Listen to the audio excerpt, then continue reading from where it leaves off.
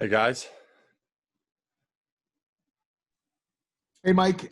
Kyle mentioned the other day that he said, I think 3 of the 5 sacks you guys allowed the other day were just protection busts, communication issues.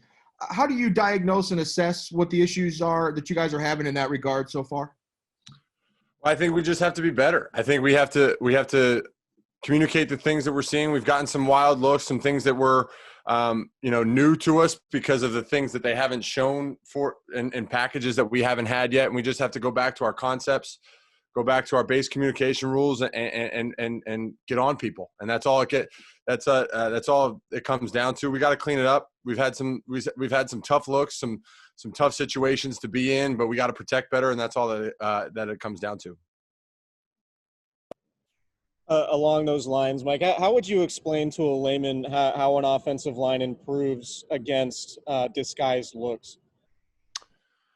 I think it's just by going back to your base concepts and not falling asleep when they're trying to play eye games with you. I think that's been something that we have to get a little bit sharper at, is just making sure we're on our rules, and when that our protections are set up so that when you don't have the cleanest look, you don't exactly see what's in front of you, you don't exactly know who's coming or where it's coming from.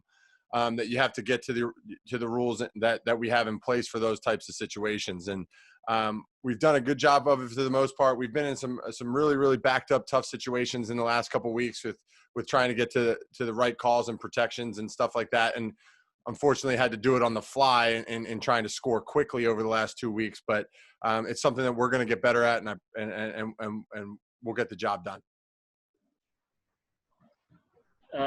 Kyle Shanahan just told us that despite Ben Garland coming back and practicing and playing full-time on his high ankle sprain, he was still dealing with that injury for a little while. Did you sort of, pick up on that and, how he had to sort of fight through that and deal with that injury because it's such a slow healing injury?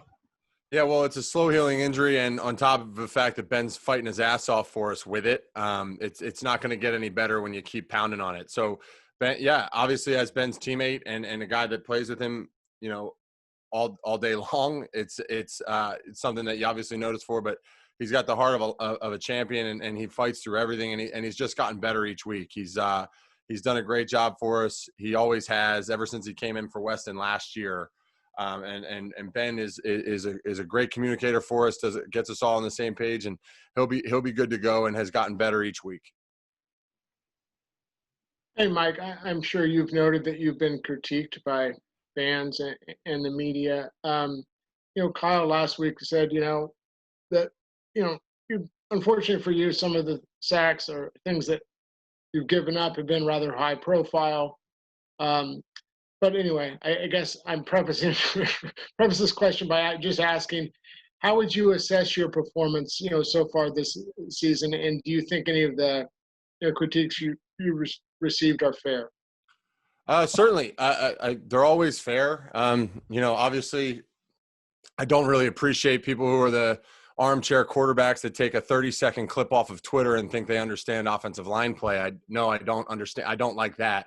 But no, I can't give up whether it's 1 or 2 plays a game in a situation in Philadelphia when we were in a play action pass. I went a little too heavy at the guy. Nick still had the ball in his hand, and I caused the turnover inside our own 20-yard line. That kind of a thing just can't happen. And so, yeah, that's a fair assessment. But in terms of the overall picture, I'd ask those people to watch the entire game, because I'm pretty confident that, other than the 1 or 2 that have happened that have been glaring, I've been putting together a pretty good season, and I continue to get better each week. So obviously have to clean up the mistakes that are made. I can't let those happen. My teammates can't. I can't be the guy that lets our team down in any situation, whether it's 1 play, whether it's 10 plays.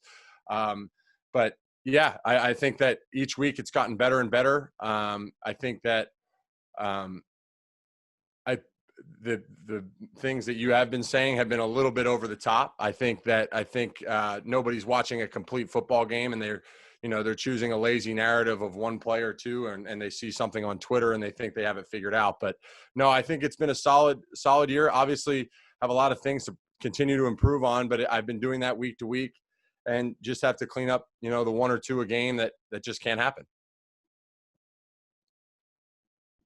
Mike, as far as the run game, it seemed like you guys weren't able to run as many plays because you were behind, but it seemed like you started to get it going a little bit more like you had last year.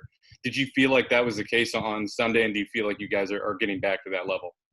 Yeah, I think so. I think that's who we are. That's what we want to do. That's what we've always had success doing. And the first couple of weeks we were in some weird situations with some different fronts that we hadn't seen before. That comes with the first couple games of the year, especially not having an off season or a full training camp. So there's a lot of intricacies that happen in our offense that, people saw what we did last year. They saw the road that we took to the Super Bowl. They saw the success that we had on the ground, and they were going to make sure that that didn't happen to them. And in the first couple of weeks, we were able to have some success, against the Jets and the Giants, and have been building, our run game since then. And last week we weren't in a position where we could, necessarily take our time and run the ball the way that we want to. But the efficiency was there, and we just got to keep building on that. That's who we want to be as a football team, and we're going to get there. Hey, Mike. I wanted to ask about the challenge of facing Aaron Donald, because last year it seemed that he lined up all across the formation against you guys. I know in week 16 it seemed to be a lot over right guard, and I know you didn't play in week 6, but his first sack came against School, I think, at left tackle. So when you guys line up and there is a player of that caliber on the other side, is that, something that you take, extra attention to as a unit to make sure you identify where Aaron Donald is, before each play? Absolutely. Aaron Donald's a game-changing player. He has been for a number of years now, and we have the good fortune of facing him twice a year. So he's a guy that you have to account for, both run and pass game. Phenomenal football player, really disruptive. But we have a lot of good guys up front, and I know everybody doesn't like to think so, but like I said, let's pull back some of the criticisms over 1 or 2 plays, and let's put the whole picture together. We have guys that can really, really play up front. And yeah, he's going to be a guy that's all over the formation. He's going to line up at outside, inside, anywhere he wants, and he's going to cut it loose. And that's who he is, and that's how he causes problems. And we're definitely going to have to be on it. We're definitely going to have to take an extra account for him. And at the end of the day, you just got to use your fundamentals the best you can and fight your ass off and try and get them blocked. All right. Thanks, Mike. Thanks, guys. Hey, Faithful, subscribe to our YouTube channel.